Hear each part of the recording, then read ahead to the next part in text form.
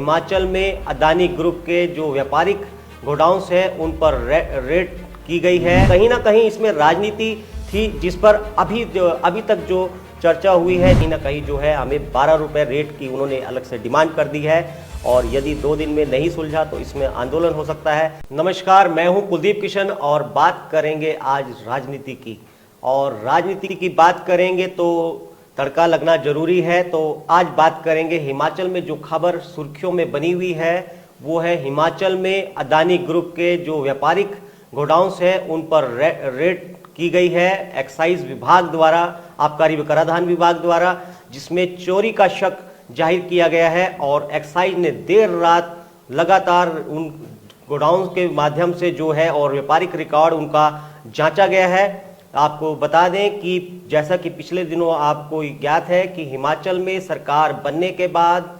जो सुखविंदर सिंह सुक्खू की वो 11 दिसंबर को जब उन्होंने मुख्यमंत्री पद की शपथ ली थी, तो आपने देखा होगा कि 11 दिसंबर को मुख्यमंत्री शपथ लेते हैं, अगले दिन ही 12 दिसंबर को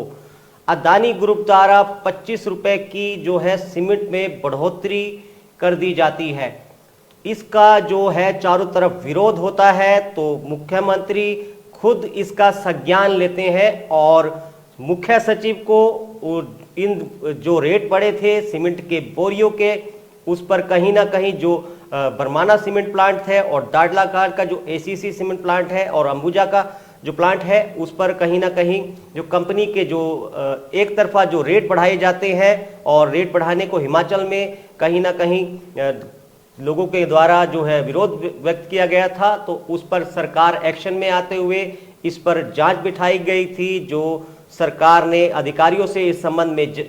जांच पड़ताल करवाने की कोशिश की भी, क्यों रेट बढ़ाए गए हैं, जब अभी तो सरकार बैठी है लेकिन आपने रेट बढ़ा दिए हैं। उसके बाद जैसे ही रेट के बाद और सरकार हरकत में आती है, चीफ सेक्रेटरी जो खुद इस पर निगरानी कर रहे होते हैं, तो अचानक से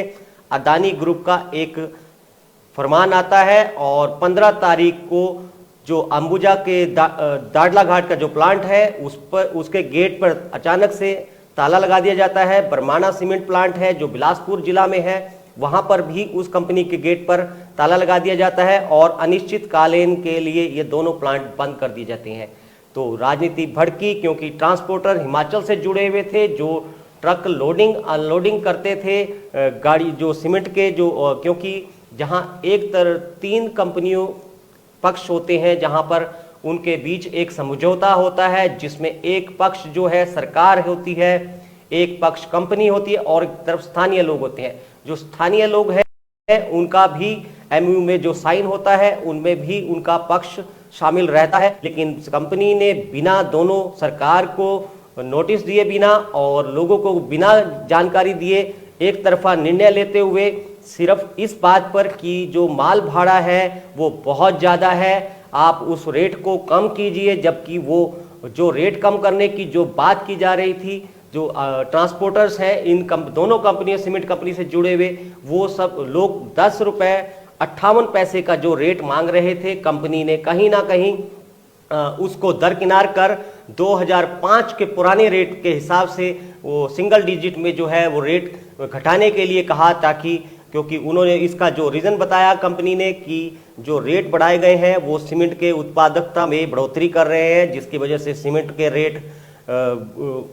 उसमें इंक्रीज करना पड़ेगा, इसलिए सीमेंट के रेट बढ़ाए जा रहे हैं। लेकिन जब यदि देखा जाए कि हिमाचल में पहले से ही कई बार सीमेंट कंपनियां हैं रेट बढ़ा चुकी थी, हर बार लोगों का विरोध होता है कि हिमाचल में जो अधिकतर जो कार्य है कंस्ट्रक्शन से निमित्त कार्य है, जो भी वो सभी कार्य निर्माण से संबंधित जो कार्य हैं वो कहीं ना कहीं सीमेंट कंपनियों द्वारा उपलब्ध करवाए गए सीमेंट पर ही काफ़ी निर्भर करते हैं। तो जो कहीं इन दोनों प्लांटों के बंद होने से, सीमेंट कंपनी के बंद होने से दोनों जो कार्य थे, जो कंस्ट्रक्शन से निर्माण से संबंधित जो कार्य थे वो बंद हो जाते हैं। कहीं ना कहीं ये जो कंपनी की एक सोची साची समझिश के तहत था कि एक तरफ तो वो रेट बढ़ा रहे थे, दूसरी तरफ वो उनको ट्रांसपोर्टर को अपने रेट घटाने के लिए बोल रहे थे। तो कहीं ना कहीं इसमें राजनीति थी, जिस पर अभी तक जो चर्चा हुई है, जैसे कि हम बता रहे हैं कि उसमें दोनों तीनों पक्ष, जो मेन पक्ष था वो ट्रांसपोर्टर्स और कंपनी के बीच था। तो कंपनी, जो सरकार ने इस पर नजर रखी हुई थी, दोनों पक्षों को अधिकारियों को मार्फत उनको बैठाया गया, जिसमें उद्योग विभाग, श्रम विभाग, एक्साइज और ट्रांसपोर्टेशन डिपार्टमेंट था। उसके तीनों को उसमें कंबाइन बिठाकर इस विवाद को जल्द से जल्द निपटाने की कोशिश की गई। जब इन विभागों के द्वारा जो बैठकें ली गई, उसमें जो विवाद सामने आया, मुख्य रूप से विवाद जो है माल भाड़े की ढुलाई को लेकर था, जहां कंपनी है वो 2005 के जो रेट है उस हिसाब से सिंगल डिजिट में देने के लिए तैयार थी, लेकिन कंपनी के जो ट्रांसपोर्टर्स हैं उन्होंने कहा कि जो ये रेट दिए जा रहे हैं उसमें जो बहुत कम है रेट, और पहाड़ में जो है इस जो परिचालन है ट्रकों का लागत जो है वो बढ़ जाती है, क्योंकि ट्रक पहाड़ों में जो है एवरेज जो है देखा जाए प्रति किलोमीटर भाड़ा जो मैदानी इलाकों में है वो उसको पहाड़ी इलाकों में लागू नहीं किया जा सकता। लेकिन अदानी ग्रुप था जो मैदानी इलाकों का किराया है वो कहीं ना कहीं पहाड़ के ऑपरेटरों से उसको मनवाने के लिए कोशिश कर रहा था, ताकि इसको मुनाफे में लाया जा सके, क्योंकि पहले से ही अंबुजा सीमेंट प्लांट जो है वो काफ़ी दिक्कतों में काम कर रहा था, और उसको अडानी ग्रुप ने अभी 2 महीने पहले ही टेक ओवर किया था। तो कहीं ना कहीं ये राजनीति आई, और उसके बाद सरकार भी जब हरकत में आई तो सरकार ने भी प्रेशर बनाने की कोशिश की और दोनों पक्षों को बिठाया गया इस संबंध में। तभी रेट कहीं ना कहीं जो उनके रेट है उसके अपनी जो आरटीसी की जो ट्रांसपोर्ट विभाग है उसके माध्यम से इस रेटों को कहीं ना कहीं सॉल्व किया जा सके, लेकिन वो बात कहीं बनती नजर नहीं आई। और इसके खिलाफ अब जो है सरकार ने भी सख्त रुख अपना लिया है, क्योंकि कंपनी जो है अब कंपनी ने भी अपनी रणनीति बनाई थी, उसके हिसाब से अब सरकार ने जो सरकार को दरकिनार कर सीधे ट्रांसपोर्टर के साथ कंपनी द्वारा बातचीत को करवाई जाती है। ट्रांसपोर्टर के साथ पिछले 2 दिन पहले जैसा कि देखा कि दादला घाट का जो अंबुजा सीमेंट प्लांट है उनके ट्रांसपोर्टर के साथ पंचकुला में बैठक बुलाई जाती है, जिसमें 8 रुपए रेट देने की बात की जाती है कंपनी द्वारा सिंगल डिजिट के, लेकिन जो है ऑपरेटरों ने इसको बीच में ही इस नाराजगी जताते हुए और बीच में ही बैठक को छोड़कर बाहर निकल जाते हैं। और पिछले कल जैसे आप सभी को ज्ञात है कि बरमाना में BDTS जो ट्रांसपोर्ट है वो जो बरमाना सीमेंट प्लांट से जुड़े हुए हैं उनके साथ कंपनी के उच्च अधिकारियों द्वारा बैठक की जाती है। वहां पर 9 रुपए किराया देने की बात की जाती है, लेकिन जो है जो ट्रांसपोर्टर हैं वो इस बात पर अड़ जाते हैं कि अब हम पहले जो काफ़ी ही लेट हो चुके हैं, अब 2010 के जो रेट थे वो भी अभी हमारे को नहीं मिल रहे, तो अब हमें कहीं ना कहीं अब 12 रुपये रेट चाहिए, क्योंकि हमारी लागत बढ़ चुकी है। हमारे ट्रक 2 महीने से लगभग 2 महीने से भी ऊपर से खड़े हैं और उनका जो बैंकों का किराया जो है लोन देना है, और हमारे खड़ो जो हमारे ड्राइवर्स हैं या क्लीनर्स हैं और हमारे जो गाड़ियों के खड़े कलपुर्जे हैं उनमें भी अब लागत बढ़ चुकी है। इसलिए कहीं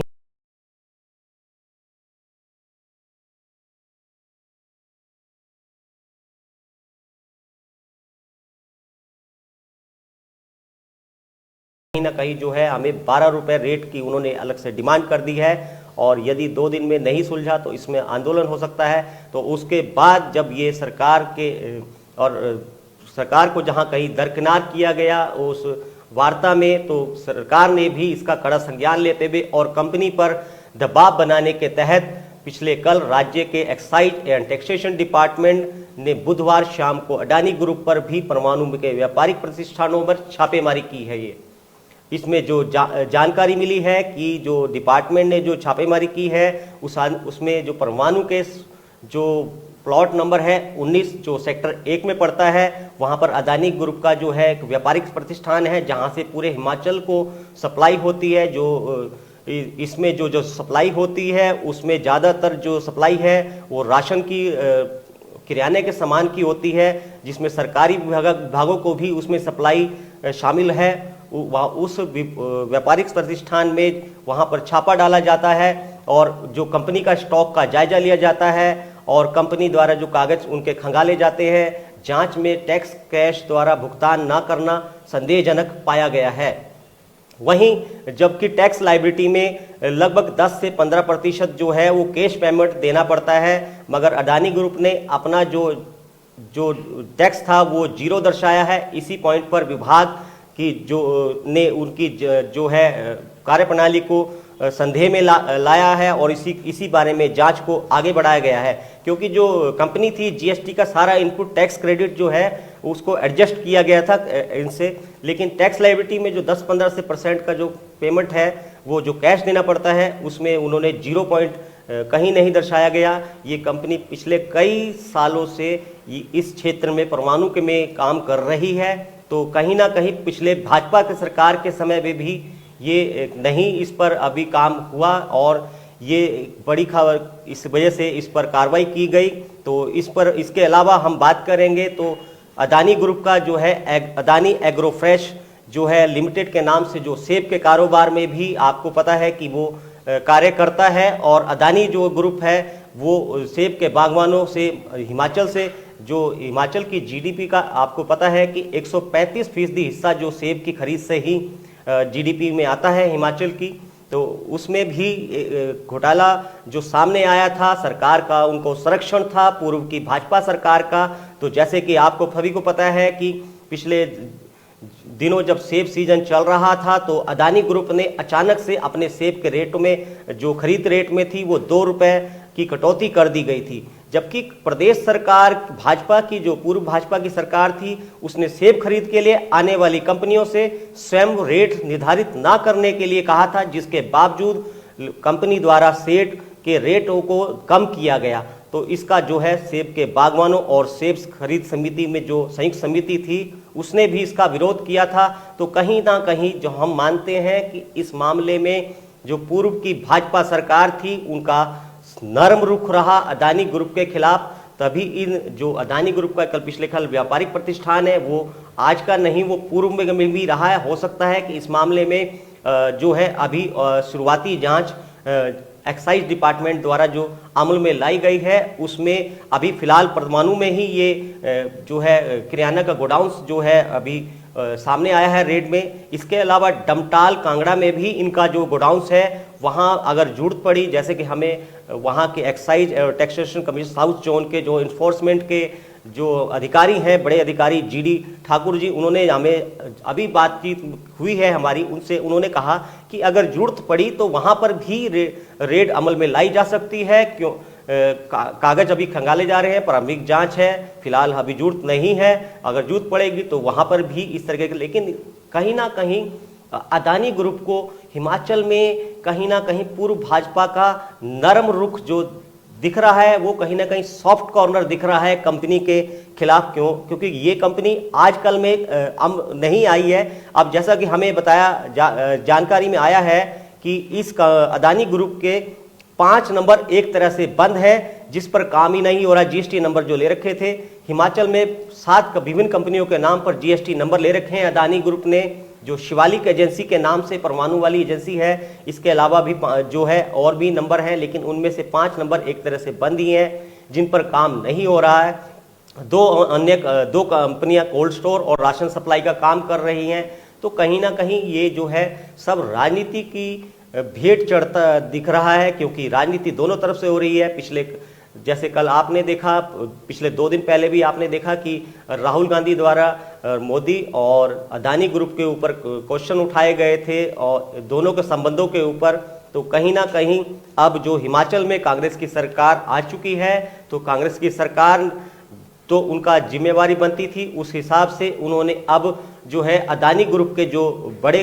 कारोबार हैं वो किस तरीके से बढ़ते हैं और वो किस तरह से कार्य करते हैं, कैसे वो टैक्स चोरी करते हैं, वो अब वो सामने लाने चालू कर दिए हैं। तो कहीं ना कहीं अब इस मामले में ये चर्चा में रहेगा कि अब ये जो अदानी ग्रुप है वो हिमाचल से ही जो बीजेपी के जो कार्यरत हैं जो प्रदेश हैं उनमें भी उनके कारोबार हो सकते हैं। तो कहीं ना कहीं उनको संरक्षण दिया जा रहा है। तो अब सबकी निगाहें इस अदानी ग्रुप के ऊपर और लगी हुई हैं। तो कुछ लोग तथ्य मांग रहे हैं, तो अब धीरे धीरे जो खुलकर परतें सामने आने लगी हैं, कांग्रेस जहां आ रही है उन राज्यों में अब उनको उखाड़ा जा रहा है। तो देखना काबिल गौर रहेगा कि आने वाले समय में इस मुद्दों पर क्या क्या आगे होता है। हम आपको आगे जो भी अपडेट होगा इसके बारे में समय समय पर अपने